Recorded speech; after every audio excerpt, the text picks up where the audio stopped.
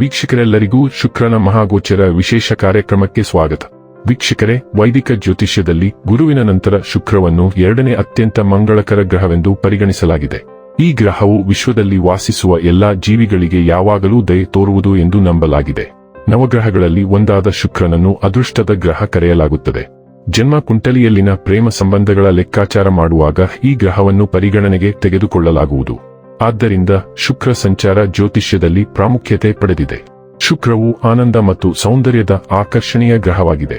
ವೈದಿಕ ಜ್ಯೋತಿಷ್ಯ ಶಾಸ್ತ್ರದ ಪ್ರಕಾರ ಯಾವುದೇ ವ್ಯಕ್ತಿಯು ತನ್ನ ಜಾತಕದಲ್ಲಿ ಶುಕ್ರನ ಬಲವಾದ ಸ್ಥಾನವನ್ನು ಹೊಂದಿದ್ದಾನೆ, ಅವನ ಅಥವಾ ಅವಳ ಜೀವನದಲ್ಲಿ ಎಲ್ಲಾ ರೀತಿಯ ಐಷಾರಾಮಿ ಮತ್ತು ಭೌತಿಕ ವಸ್ತುಗಳ ಸಂತೋಷಗಳನ್ನು ಅನುಭವಿಸುತ್ತಾನೆ ಮತ್ತು ಪಡೆಯುತ್ತಾನೆ. ಆದರೆ ಜಾತಕದಲ್ಲಿ ಶುಕ್ರನ ದುರ್ಬಲ ಸ್ಥಾನವು ಪ್ರೇಮ ಸಂಬಂಧಗಳಲ್ಲಿ ವೈಫಲ್ಯ, ವೈವಾಹಿಕ ಜೀವನದಲ್ಲಿ ಅಪಶ್ರುತಿ, ಕಣ್ಣುಗಳಿಗೆ ಸಂಬಂಧಿಸಿದ ಸಮಸ್ಯೆಗಳನ್ನು ಮಾತ್ರ ನೀಡುತ್ತದೆ. ಜ್ಯೋತಿಷ್ಯ ಶಾಸ್ತ್ರದ ಪ್ರಕಾರ ಶುಕ್ರ ಗ್ರಹವು ಇದೇ ವರ್ಷ 2026 ಜುಲೈ ತಿಂಗಳಿನ 4ನೇ ತಾರೀಕಿನ ದಿನ ಸಂಜೆ 7:18 ಸಿಂಹ ರಾಶಿಯನ್ನು ಪ್ರವೇಶಿಸುತ್ತಾನೆ. ಶುಕ್ರನು ಆಗಸ್ಟ್ ತಿಂಗಳಿನ 1ನೇ ತಾರೀಕಿನವರೆಗೆ ಸಿಂಹ ರಾಶಿಯಲ್ಲಿ ಇರುತ್ತಾನೆ. ಸಿಂಹ ರಾಶಿಯಲ್ಲಿ ಶುಕ್ರನ ಆಗಮನದಿಂದ ಆತ್ಮವಿಶ್ವಾಸ, ಆಕರ್ಷಣೆ, ರೊಮ್ಯಾನ್ಸ್ ಮತ್ತು ಜೀವನದಲ್ಲಿ ಉತ್ತಮ ಸಂತೋಷವನ್ನು ಹೊಂದಲು ಸಾಧ್ಯವಾಗುವುದು. ಶುಕ್ರನ ಈ ರಾಶಿ ಬದಲಾವಣೆಯಿಂದಾಗಿ ಕೆಲವು ರಾಶಿಗಳಿಗೆ ಸೇರಿದ ಜನರ ತಮ್ಮ ಭಾವನೆಗಳನ್ನು ಎಲ್ಲರೊಂದಿಗೆ ಹಂಚಿಕೊಳ್ಳಬಹುದು. ಹಾಗೆ ಸಂಬಂಧಗಳು ಬಲಗೊಳ್ಳಲಿದೆ ಮತ್ತು ನೀವು ಈ ಸಂದರ್ಭದಲ್ಲಿ ಯಶಸ್ಸು ಗಳಿಸಲು ಸಾಧ್ಯವಾಗುವುದು. ಸಿಂಹ ರಾಶಿಯ ಅಧಿಪತಿ ಸೂರ್ಯ ದೇವನಾಗಿದ್ದಾನೆ ಮತ್ತು ಶುಕ್ರನು ಈ ರಾಶಿಯಲ್ಲಿ ಚಲಿಸುವ ಮೂಲಕ ಜೀವನದಲ್ಲಿ ಆಕರ್ಷಣೆ ಇನ್ನಷ್ಟು ಹೆಚ್ಚಾಗುವುದು. ಈ ಸಮಯದಲ್ಲಿ ಪ್ರೀತಿ, ರಚನಾತ್ಮಕತೆ, ಕೆಲಸ, ವ್ಯಾಪಾರ, ವ್ಯವಹಾರದಲ್ಲಿ ವೃದ್ಧಿ, ಮನೋರಂಜನೆ, ಆರ್ಥಿಕವಾಗಿ ಪ್ರಗತಿ ಇತ್ಯಾದಿ ಶುಭ ಫಲಿತಾಂಶಗಳು ದೊರಕಬಹುದು. ಜ್ಯೋತಿಷ್ಯ ಶಾಸ್ತ್ರದಲ್ಲಿ ಶುಕ್ರ ಗ್ರಹವು ಹಣ, ಐಶ್ವರ್ಯ, ವೈಭವ, ಸಮೃದ್ಧಿ, ಬೌದ್ಧಿಕ ಸುಖವನ್ನು ಕರುಣಿಸುವ ಗ್ರಹ ಎಂದು ಕರೆಯಲಾಗುತ್ತದೆ. ಯಾವಾಗ ಶುಕ್ರ ಗ್ರಹವು ತನ್ನ ಚಲನೆಯನ್ನು ಬದಲಾಯಿಸುವುದೋ ಇದರ ಪ್ರಭಾವವನ್ನು ಎಲ್ಲಾ 12 ರಾಶಿಗೆ ಸೇರಿದ ಜನರ ಮೇಲೆ ಒಂದಲ್ಲ ಒಂದು ರೀತಿ ನೋಡಬಹುದಾಗಿದೆ. ಶುಕ್ರ ಗ್ರಹವು ಪ್ರತಿ 23 ರಿಂದ 27 ದಿನಗಳಿಗೆ ಒಮ್ಮೆ ತನ್ನ ಸಂಚಾರವನ್ನು ಬದಲಾಯಿಸುವುದು. ಶುಕ್ರನ ಪ್ರತಿಯೊಂದು ಸಂಚಾರವು ಜೀವನದಲ್ಲಿ ಮಹತ್ವಪೂರ್ಣವಾದ ಬದಲಾವಣೆಯನ್ನು ತರುವುದು ಎಂದು ಹೇಳಲಾಗುತ್ತದೆ. ಹಾಗಾದರೆ ಬನ್ನಿ, ಇಲ್ಲಿ ಶುಕ್ರನ ಸಿಂಹ ರಾಶಿಯಲ್ಲಿ ಈ ಗೋಚರ ಇಲ್ಲಿ ಪ್ರತ್ಯೇಕವಾಗಿ ತುಲಾ ರಾಶಿಯ ಜಾತಕದ ಪಾಲಿಗೆ ಹೇಗೆ ಸಾಬೀತಾಗಲಿದೆ, ಯಾವೆಲ್ಲ ಫಲಗಳು ಇಲ್ಲಿ ನಿಮಗೆ ಲಭಿಸಲಿವೆ ಮತ್ತು ಯಾವ ವಿಷಯವಾಗಿ ಇಲ್ಲಿ ನೀವು ವಿಶೇಷ ಎಚ್ಚರಿಕೆ ಹೊಂದಿರಬೇಕು ಅನ್ನೋದನ್ನ ನೋಡೋಣ. ಎಂದಿನಂತೆ ನಮ್ಮ ವಿನಂತಿ ಎಂದರೆ, ನೀವಿನ್ನೂ ನಮ್ಮ ಚಾನೆಲ್ ಅನ್ನ ಸಬ್ಸ್ಕ್ರೈಬ್ ಮಾಡಿಲ್ಲವೆಂದರೆ ದಯವಿಟ್ಟು ಈಗಲೇ ನಮ್ಮ ಚಾನೆಲ್ ಅನ್ನ ಸಬ್ಸ್ಕ್ರೈಬ್ ಮಾಡಿ. ಹಾಗೆ ನಿರಂತರ ವಿಡಿಯೋ ಅಪ್ಡೇಟ್ಸ್ಗಳಿಗಾಗಿ ತಪ್ಪದೇ ಪಕ್ಕದ ಬೆಲ್ ಐಕಾನ್ ಬಟನ್ ಕೂಡ ಕ್ಲಿಕ್ ಮಾಡಿ. ವಂಶ ಪಾರಂಪರ್ಯ ಜ್ಯೋತಿಷ್ಯರು ನಂಬರ್ 1 ವಶೀಕರಣ ಸ್ಪೆಷಲಿಸ್ಟ್. ವಿದ್ಯೆ, ಉದ್ಯೋಗ, ಮದುವೆ, ಹಣಕಾಸಿನ ಸಮಸ್ಯೆ, ವ್ಯಾಪಾರ, ಆರೋಗ್ಯ ಸಮಸ್ಯೆಗಳಿಗೆ ಫೋನಿನ ಮೂಲಕ ಪರಿಹಾರ.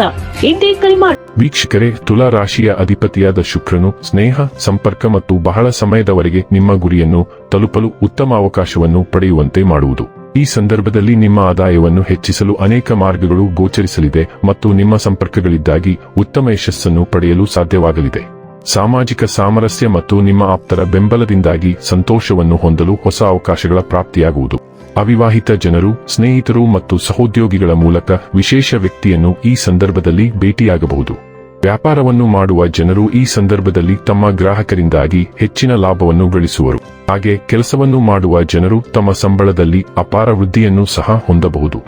ತುಲಾ ರಾಶಿಯವರೇ, ಶುಕ್ರನು ನಿಮ್ಮ ಲಗ್ನದ ಅಧಿಪತಿ ಮತ್ತು ನಿಮ್ಮ 8ನೇ ಮನೆಯ ಅಧಿಪತಿಯೂ ಆಗಿದ್ದಾನೆ. ಸಿಂಹ ರಾಶಿಯಲ್ಲಿ ಶುಕ್ರನ ಸಂಚಾರದ ಸಮಯದಲ್ಲಿ ಶುಕ್ರನು ನಿಮ್ಮ 11ನೇ ಮನೆಯಲ್ಲಿ, ಅಂದರೆ ಲಾಭದ ಮನೆಯಲ್ಲಿರುವನು. ಸಿಂಹ ರಾಶಿಯಲ್ಲಿ ಈ ಶುಕ್ರ ಸಂಚಾರವು ಸಾಮಾನ್ಯವಾಗಿ ಅನುಕೂಲಕರ ಫಲಿತಾಂಶಗಳನ್ನು ತರುತ್ತದೆ ಎಂದು ಪರಿಗಣಿಸಲಾಗುತ್ತದೆ. ಆದ್ದರಿಂದ ನೀವು ಶುಕ್ರನಿಂದ ಸಾಕಷ್ಟು ಸಕಾರಾತ್ಮಕ ಫಲಿತಾಂಶಗಳನ್ನು ನಿರೀಕ್ಷಿಸಬಹುದು. 8ನೇ ಮನೆಯಲ್ಲಿ ಸಾಗುತ್ತಿರುವ ಮಂಗಳವು ಕೆಲವು ಸಣ್ಣ ಅಡೆತಡೆಗಳನ್ನು ಉಂಟು ಮಾಡಬಹುದು. ಆದಾಗ್ಯೂ ಮಂಗಳವು ನಿಮ್ಮ ಸಂಪತ್ತಿಗೆ ಸಂಬಂಧಿಸಿದ ವಿಷಯಗಳನ್ನು ಸಹ ಆಳುವುದರಿಂದ ಶುಕ್ರನು ಆದಾಯದ ಮನೆಯಲ್ಲಿ ಇರಿಸಿದಾಗ ಅದರ ಪ್ರಭಾವವು ಇನ್ನೂ ಆರ್ಥಿಕ ಲಾಭಗಳನ್ನು ಬೆಂಬಲಿಸುತ್ತದೆ. ಒಟ್ಟಾರೆಯಾಗಿ ಈ ಸಂಚಾರವು ಪ್ರಯೋಜನಕಾರಿ ಎಂದು ಪರಿಗಣಿಸಬಹುದು. 11ನೇ ಮನೆಯಲ್ಲಿ ಲಗ್ನ ಅಧಿಪತಿಯ ಸ್ಥಾನವು ವಿವಿಧ ಮೂಲಗಳಿಂದ ಲಾಭವನ್ನು ಸೂಚಿಸುತ್ತದೆ.